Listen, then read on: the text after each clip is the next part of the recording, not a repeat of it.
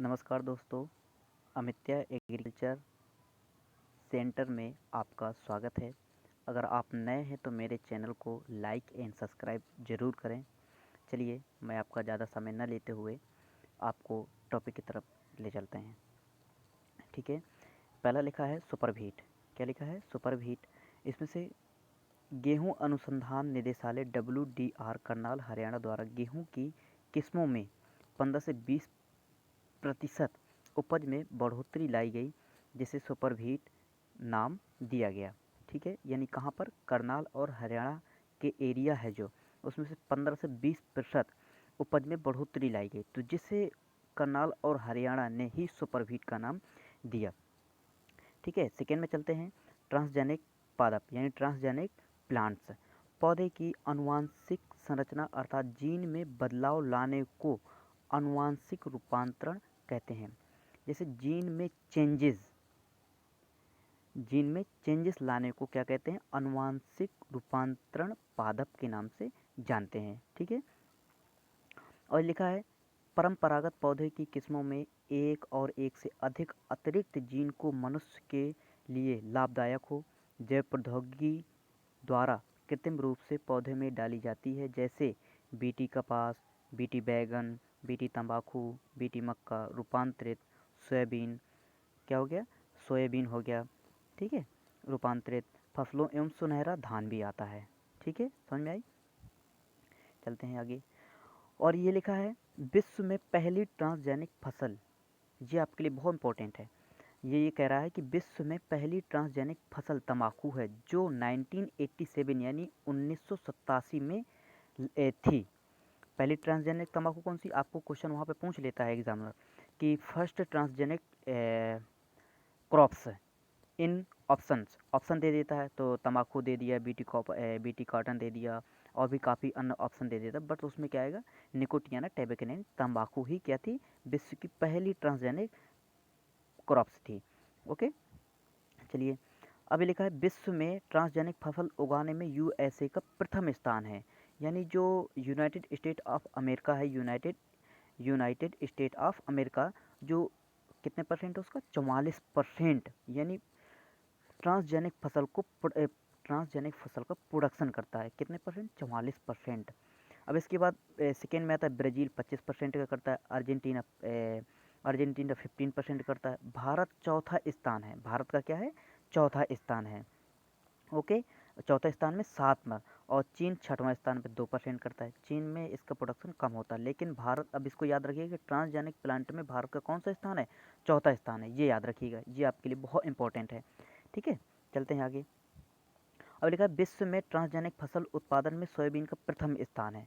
विश्व में ट्रांसजेनिक फसल उत्पादन में सोयाबीन का प्रथम स्थान है। 50% जो ट्रांसजेनिक प्लांट्स उगाए जाते हैं उनमें से सोयाबीन, जो सोयाबीन क्रॉप्स है, इसका 50% यानी ये प्रथम स्थान पर है, विश्व में है। ओके, इसके बाद मक्का आता है 23% में, एवं कपास 14% का क्रमशः द्वितीय व तृतीय स्थान है। आप समझ गए होंगे, यानी प्रथम स्थान क्या है? सोयाबीन का है, और द्वितीय स्थान मक्का का है, एंड कपास का 14% है। ओके, चलिए। और ये लिखा है विश्व में ट्रांसजेनिक फसलों का उत्पादन सबसे अधिक शाकनाशी रोधी जीनों हर्बिसाइड रेसिस्टेंट ट्रेट्स के लिए किया जाता है। समझ में आया? एक बार दोबारा देखते हैं। विश्व में ट्रांसजेनिक फसलों का उत्पादन सबसे अधिक शाकनाशी रोधी जीनों यानी हर्बिसाइड रेसिस्टेंट ट्रेट्स के लिए किया जाता है। समझ में आया? चलिए। अब लिखा है 1996 में ट्रांसजेनिक फसलों का कुल क्षेत्रफल 1.7 मिलियन हेक्टेयर था। यानी 1996 में ट्रांसजेनिक फसलों का कुल उत्पादन क्षेत्रफल 1.7 मिलियन हेक्टेयर था, जो 2016 में बढ़कर 1815 मिलियन हेक्टेयर हो गया। 1815 मिलियन हेक्टेयर हो गया। ठीक है, यानी 2016 में इसका क्षेत्रफल और काफ़ी ग्रोथ कर गया। अब लिखा है भारत में ट्रांसजेनिक फसल में उत्पादन में बीटी कपास उगाई जाती है, जिसका सबसे अधिक क्षेत्रफल गुजरात में है। ये बहुत इंपॉर्टेंट है भैया आपके एग्ज़ाम की दृष्टि से। ये लिखा है भारत में ट्रांसजेनिक फसल उत्पादन में बीटी कपास है। बीटी का मतलब क्या होता है? Benzene thuringiensis. उगाई जाती है, जिसका उत्पादन सबसे अधिक क्षेत्रफल गुजरात में है। कहाँ पर उगाया जाता है सबसे अधिक? गुजरात में उगाया जाता है। चलिए बीटी कपास के बारे में पढ़ते हैं। बीटी कपास के बारे में पढ़ते हैं। अमेरिका कपास के पौधों में बैसिलस थुरिंजिएंसिस, जो अभी मैंने बताया, बैसिलस थुरिंजिएंसिस नामक मृदा बैक्टीरिया के जीन प्रौद्योगिकी द्वारा कपास के पौधे में डाला गया, जिसे हम बीटी के नाम से जानते हैं। अगर कभी कभी बीटी का फुल फॉर्म भी आ जाता तो बीटी का फुल फॉर्म क्या कहते हैं? बैसिलस थुरिंजिएंसिस, बैसिलस थुरिंजिएंसिस, ये याद रखिएगा आप। ठीक है, चलते हैं आगे। बीटी कपास में बैसिलस थुरिंजिएंसिस नामक बैक्टीरिया के क्रिस्टल प्रोटीन क्राइजीन, इसमें से पूछ लेगा कि बैसिलस थुरिंजिएंसिस नामक बैक्टीरिया के क्रिस्टल जीन का नाम क्या है, तो क्राइजीन के नाम से हम जानते हैं, पाए जाते हैं। ठीक है, जो डेल्टा एंडोटॉक्सिन पैदा करते हैं, जो क्या पैदा करते हैं? डेल्टा एंडोटॉक्सिन पैदा करते हैं, जो कपास को उसकी प्रमुख लटों, यानी लटों को क्या बोलते हैं? बॉल बोलते हैं, बॉल। ये याद रखिए, हिंदी में थोड़ा कठिनाई पड़ती है, बट लटों को अगर इंग्लिश में समझेंगे तो और जल्दी समझ में आएगा। कॉटन बॉल वर्म के प्रकोप से बचाता है। बात समझ में आई? और ये लिखा है विश्व में सर्वप्रथम बीटी कपास की व्यापारिक खेती 1996 में 1996 में इसकी बीटी कपास की व्यापारिक रूप से खेती शुरू की गई। ये कहाँ पर? वर्ल्ड में है। ये कहाँ पर है? वर्ल्ड में, यानी विश्व में सर्वप्रथम 1996 में शुरू की गई। लेकिन बीटी कपास की प्रथम पीढ़ी बॉलगार्ड फर्स्ट के लिए जिम्मेदार केवल क्राई 1AC जीन ही है, ये याद रखिएगा। ठीक है, जल्दी चलिए आगे बढ़ते हैं। बीटी कपास की द्वितीय पीढ़ी बॉलगार्ड सेकेंड सन 2006 में, यानी 2006 में वैश्विक स्तर पर व्यापारिक खेती के लिए दोहरी जीन क्राई 1AC एवं क्राई 2AB से शुरुआत की गई, ये याद रखिएगा। ठीक है, चलते हैं आगे। अब ये लिखा है भारत में बीटी कपास को व्यापारिक खेती के रूप में उगाने की अनुमति अभियांत्रिकी सहमति GEAC पर्यावरण एवं वानिकी मंत्रालय भारत सरकार के द्वारा मार्च 2000 में दी गई। अब ये याद रखिए कि भारत में, यहाँ से क्वेश्चन बनेगा कि भारत में व्यापारिक बीटी कपास को व्यापारिक स्तर पर उगाने के लिए कब मान्यता मिली? GEAC द्वारा कब मान्यता मिली? तो मार्च 2002 में इसको मान्यता मिली भारत में बीटी कपास को उगाने के लिए। चलिए आगे देखते हैं। सन 2002 में 2003 में भारत में बीटी कपास 50,000 हेक्टेयर में बोई गई। अब ये समझिएगा, 2002-2003 में भारत में बीटी कपास 50,000 हेक्टेयर में बोई गई, ये याद रखिएगा, बट ये पूछा नहीं जाएगा डाटा आपसे। सन 2015 और 2016 में भारत में बीटी कपास 12.6 मिलियन हेक्टेयर में बोई गई, ये याद रखिएगा, ये बहुत इंपॉर्टेंट है आपके लिए एग्ज़ाम पॉइंट ऑफ व्यू से। ठीक है, 2015 में और 2016 में भारत में बीटी कपास 12.6 मिलियन हेक्टेयर में बोई गई, ये याद रखिएगा। अब चलिए गोल्डन राइस पे आते हैं। आप तो इसके बारे में पहले से ही परिचित हो गए, बट कुछ नहीं, एक बार और रिवीजन करते हैं। गोल्डन राइस, सबसे पहले तो हम राइस का बोटेनिकल नेम जानते हैं, ओराइजा सटाइवा होता है। ठीक है, और ये लिखा है गोल्डन राइस अनुवांशिक रूपांतरित धान है। गोल्डन राइस क्या है? अनुवांशिक रूपांतरित, जेनेटिक मॉडिफाई, क्या है? जेनेटिक मॉडिफाई क्या है? राइस है। ठीक है, गोल्डन जो राइस है जेनेटिक मॉडिफाई है, किसका? धान का ही है। बट क्या है, इसमें बीटा कैरोटीन की प्रतिशत बढ़ा दी है, जिससे गोल्डन राइस में विटामिन ए की मात्रा अधिक होती है। यहाँ पे एक क्वेश्चन क्या बनता है कि भैया कि आप बताइए कि गोल्डन जो राइस होता है उसमें उसमें कौन सा विटामिन पाया जाता है? उसमें तो विटामिन दे देगा, ए, विटामिन बी, विटामिन 12, इस तरीके से देते, तो हमारा ऑप्शन क्या रहेगा यहाँ पे? विटामिन ए ही इसका ऑप्शन सही रहेगा। ठीक है, चलिए आगे चलते हैं। इसमें आ गया सुपर राइस, तो समान धान में 25% अधिक उपज देने वाली किस्मों का आविष्कार सुपर राइस के नाम से जाना जाता है। यानी ये कह रहे समान धान से 25% अधिक, जो समान धान होता है, जो जनरली हम राइस उगाते हैं, उससे 25%, कितना है? 25% उपज अधिक देता है, जिसे हम सुपर राइस के नाम से जानते हैं। इसे डॉक्टर गुरुदेव खुश ने IRRI मनीला फिलीपींस में मनीला फिलीपाइंस में विकसित किया गया था। ठीक है, बात समझ में आई। अब यहाँ पे क्वेश्चन पूछ लिया जाएगा सुपर राइस के फादर ऑफ सुपर राइस, तो गुरुदेव खुश हैं। और इस तरीके से पूछ लेगा सुपर राइस की खोज किसने की थी? डॉक्टर गुरुदेव खुश ने की थी, गुरुदेव सिंह खुश ने की थी। ठीक है, समझ में आ गई होगी मेरी बात। चलिए आगे बढ़ते हैं हाइब्रिड राइस की तरफ। विश्व में सबसे पहले हाइब्रिड धान चीन में 1974 में प्रोफेसर लॉन्ग पिंग यान द्वारा विकसित की गई। किसने विकसित की? लॉन्ग पिंग यान द्वारा विकसित की गई। बात समझ में आ गई। हाइब्रिड राइस की जन्मदाता कौन है? लॉन्ग पिंग यान द्वारा विकसित की गई। अब आप समझ गए होंगे। इसके लिए लॉन्ग पिंग यान को हाइब्रिड धान का पितामह भी कहा जाता है। ये याद रखिए, फादर ऑफ हाइब्रिड राइस। तो ये इसको याद रखिए, इन वैज्ञानिक को, लॉन्ग पिंग यान को। ठीक है, चीन के बाद हाइब्रिड धान विकसित करने में भारत का द्वितीय स्थान है। अब ये याद रखिए कि हाइब्रिड धान प्रोडक्शन में फर्स्ट पोजीशन पर कौन है? चीन है। अपना कौन है? ये चीन है। फिर इसके बाद दूसरा कौन है? अपना भारत है। ठीक है, किसमें? हाइब्रिड राइस उत्पादन में। ठीक है, प्रोडक्शन में भारत में विकसित हाइब्रिड धान की प्रथम किस्म, ये बहुत इंपॉर्टेंट है आपके एग्जाम पॉइंट ऑफ व्यू से, MGR1। इसको अन्य नाम से भी जाना जाता है, CORH1 के नाम से भी जाना जाता है, और TNAU कोयम्बटूर द्वारा विकसित की गई थी। ओके, समझ गए होंगे। हाइब्रिड सरसों चलते हैं।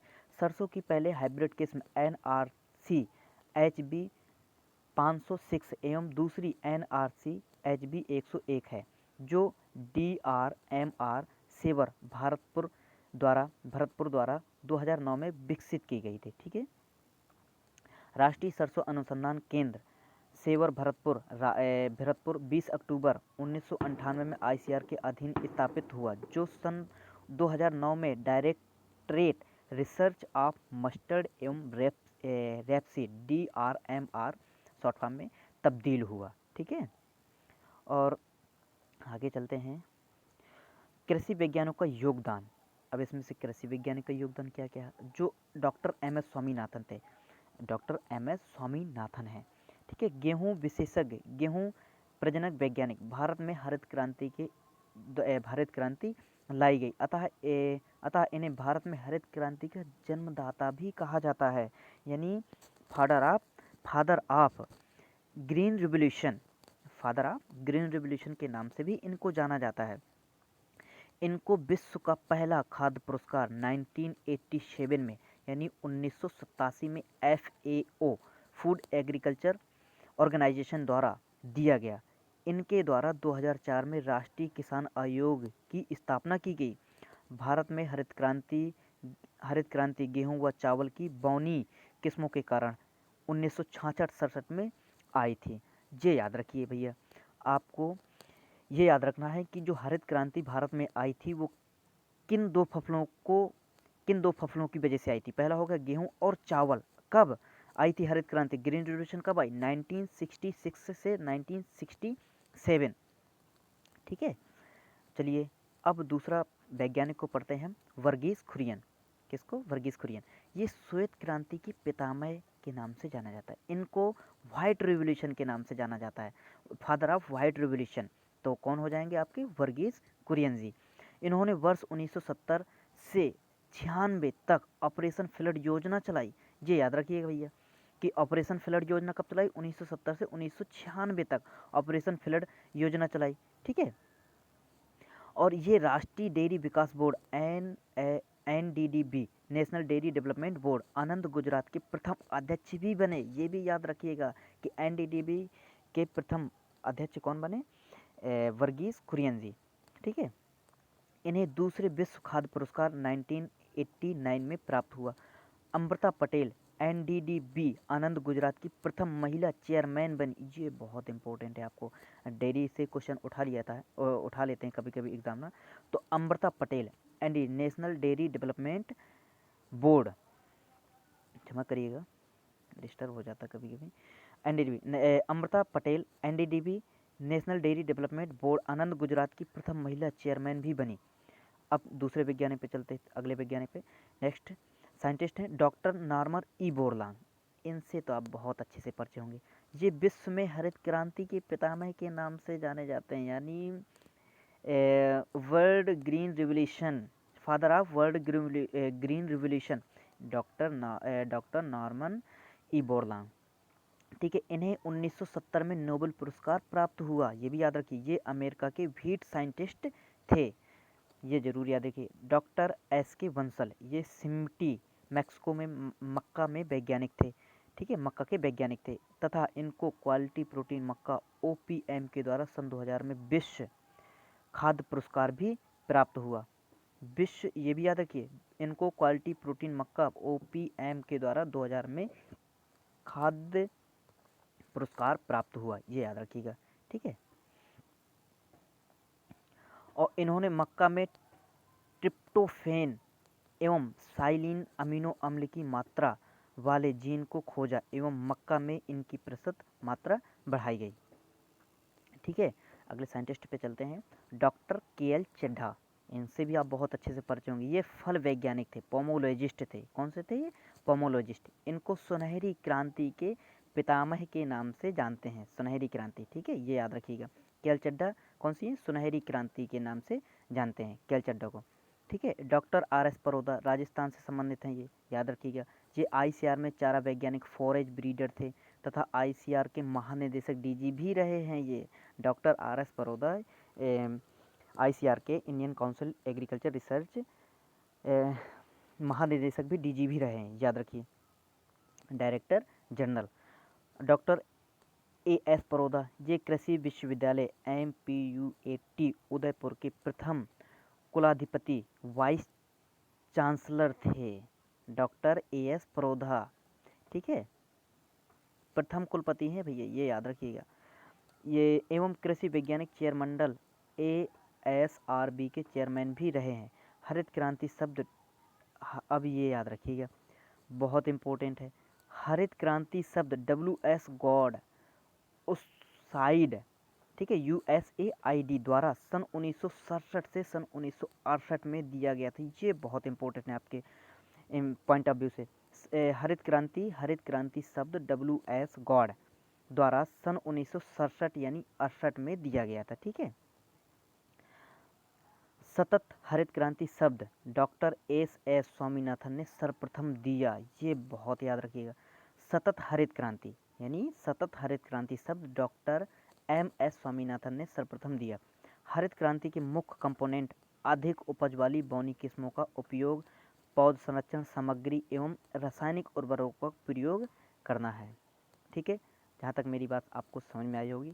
थैंक यू, धन्यवाद। आज के लिए इतना ही काफ़ी है, फिर अगले नेक्स्ट वीडियो में मिलते हैं आपको। धन्यवाद। अगर आपको वीडियो मेरी पसंद आई हो तो लाइक और सब्सक्राइब ज़रूर करें। धन्यवाद।